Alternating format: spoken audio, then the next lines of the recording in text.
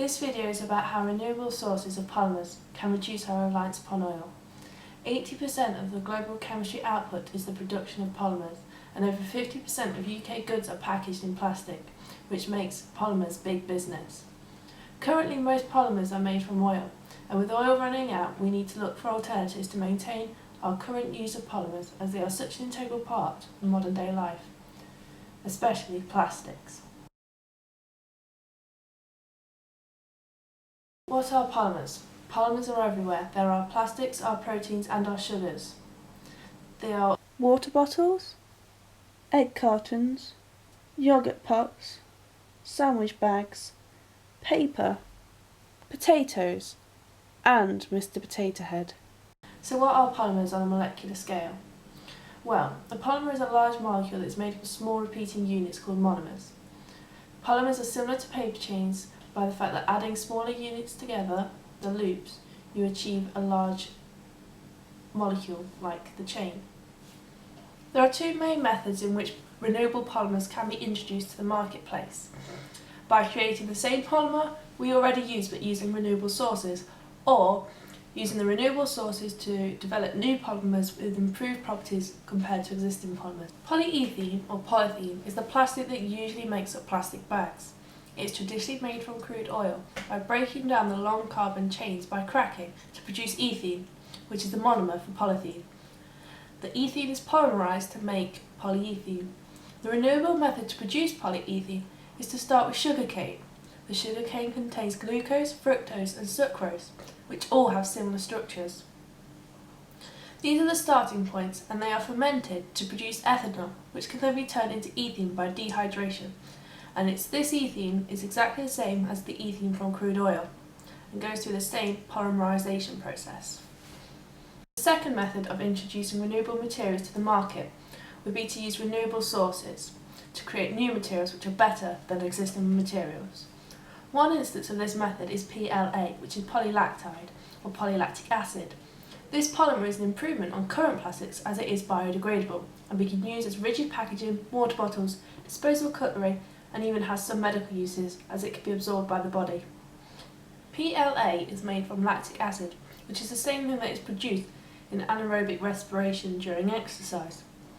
The lactic acid cannot be directly converted into PLA because the polymerization process would produce water and cause the polymer chains to be short and form a brittle plastic.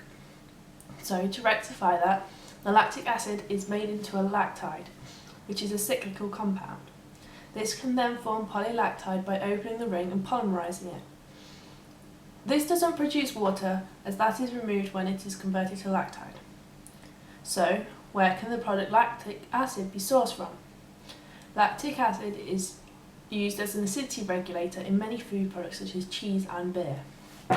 The current production of lactic acid uses starch from potatoes or corn. This starch is hydrolysed and by enzymes to produce glucose, which is then fermented to lactic acid with the aid of microorganisms. This method has an efficiency of a 90% yield. What are the advantages of using renewable sources to produce polymers? Well, in the case of PLA, it is good for the environment because of its biodegradable properties. The PLA, once placed in the right conditions, will biodegrade within 6 months. Another positive environmental property is that it is carbon neutral. Once PLA has been in production for 5 years, the plants used to make PLA will take in more CO2 for respiration than is released by production and the use of PLA. Unfortunately, not all polymers are carbon neutral, as sometimes the method to attain the polymer requires a lot of processing, therefore increasing CO2 emissions. Using renewable sources help us become less reliant upon oil, and this is important because there is a limited amount of oil available to us, so we must look for alternatives if we want to continue using plastics at the current rate. Renewable sources can meet demand for polymers as long as we can grow the raw materials. Also, having our own grown supplies of these raw materials for polymers and fuels would give political independence from other countries who control supplies and prices of oil. The farming to produce the raw materials must be done responsibly to ensure the production of the raw materials are not to the detriment of the environment and current food supplies. With corn being used for both food and polymers, this will increase the demand and price for corn. The primary industry sector is decreasing as there are less smallholdings, and with demand for much larger quantities of corn if renewable polymers are to be in widespread production, larger corporations will drive away independent farmers, meaning larger fields and therefore reducing hedgerows, which will reduce biodiversity and have a negative impact on the environment. The production of renewable polymers has to be considered carefully, weighing up costs, environmental impacts and sustainability. I think with more planning and more research into renewable polymers to ensure that they are efficient, cost-effective and environmentally friendly, they will eventually be able to replace petrochemical polymers in the foreseeable future.